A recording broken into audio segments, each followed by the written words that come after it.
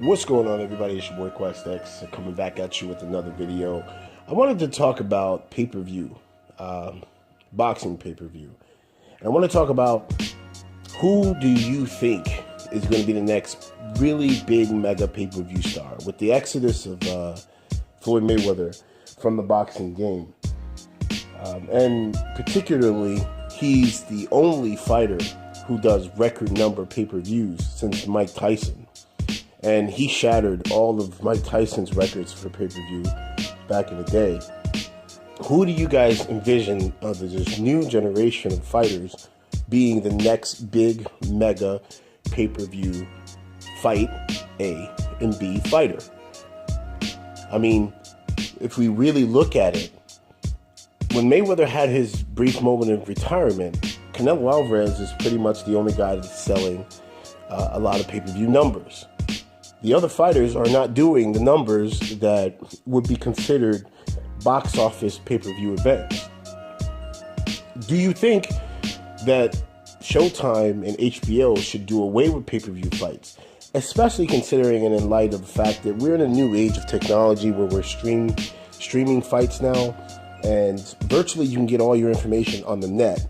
You come either to a forum like YouTube or other websites where you can get boxing information. You can actually be more interactive in bringing you footage that you wouldn't see on television. This is one of the reasons why I like YouTube. I'm able to subscribe to boxing channels that maybe get backstage access, and we're able to see what the fighters are doing prior to the fight. They don't necessarily show it with all the commercials that they have to pay on television, because you got to pay for these events to be televised on a particular network or station. The way they pay the bills is commercials. Commercials are what, look at YouTube, look at monetization of videos. That's what makes money, is when you're selling a product, which would be the fight, and you attach all the other things, the advertisements to it. But in lieu of the exodus of Floyd Mayweather from the sport, who else is going to sell these tickets? Who else is going to push and be that mega mogul pay-per-view event where it's the world is watching? It's not just a couple 100,000 people, but it's the world is watching. Who do you guys think is that that big ticket selling item? Put it that way. Now this is my business, my business degree kicking in, because I'm talking about, moving and numbers, because that's what I, went to school for. That's what I, the profession I worked in.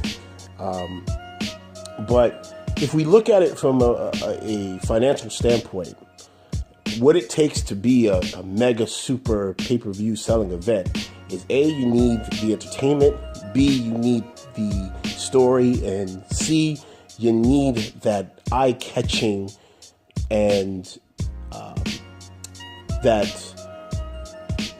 that environment, that electrical energy that you can't deny. Okay, no matter how much the audience says they're not going to pay for it, they will. The supply, the demand, right, for this event is so strong, so powerful that it actually sucks you into. You know what? Damn it, I'm not going to pay for this. You know what? I'm going to pay for this pay-per-view. I'll just have my boys over, charge like $5-10 a pop. I'll make that money back to cover the paying for the fight. But it's an event that everybody is going to gravitate to. The only event that I see that forthcoming, and this is not me sitting there saying this from being a Deontay Wilder fan. Let's say Deontay Wilder, which I believe he will, defeats Luis Ortiz. Then let's say that Anthony Joshua fights and defeats all of his mandatories, or whoever else he wants he feels that he needs to fight. That is an event, a mega mogul pay-per-view event in which the world will want to pay for. Will it break Mayweather and McGregor numbers? I actually believe it will. And here's why. There is something electrical about the heavyweight division and about heavyweight championship fighting that you can't deny. You can't cheapen the significance of a fight, of a heavyweight championship fight. And for undisputed heavyweight championship of the world, let me tell you something. You know how insane myself and a lot of people in the LDBC were about Terrence Crawford becoming undisputed at 140? Magnify that times 100, and that would be the heavyweight undisputed championship belt on the line between an American heavyweight. And most people got to understand also as well, the heavyweight division is most sellable. And hey, UK boxing fans are going to hate this, but it's the truth. The American heavyweight boxing is more sellable when it has an American heavyweight champion behind it. And that is one of the biggest reasons why this fight needs to happen. This is why we in the LDBC and myself are pushing for Deontay Wilder to corner Anthony Joshua and Anthony Joshua to want to fight Deontay Wilder. Because that is the big money fight. That is the fight where everyone or anyone who has their hands in that pot is going to pull their hand out and it's going to be nothing but gold. Because that is the fight that will sell. That's the fight. The drama, the intrigue, the storyline between, just imagine, and hear me out here, just imagine you have British boxing, then you have the American boxing media, and they're coming together, and just that cult environment for both, for the American cult boxing fans and the British cult boxing fans. It would be a beautiful spectacle to behold.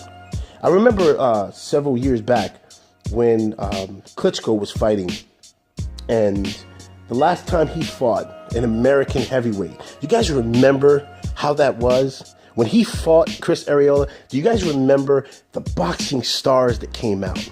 The people who were the legends. They interviewed legends from all different weight divisions.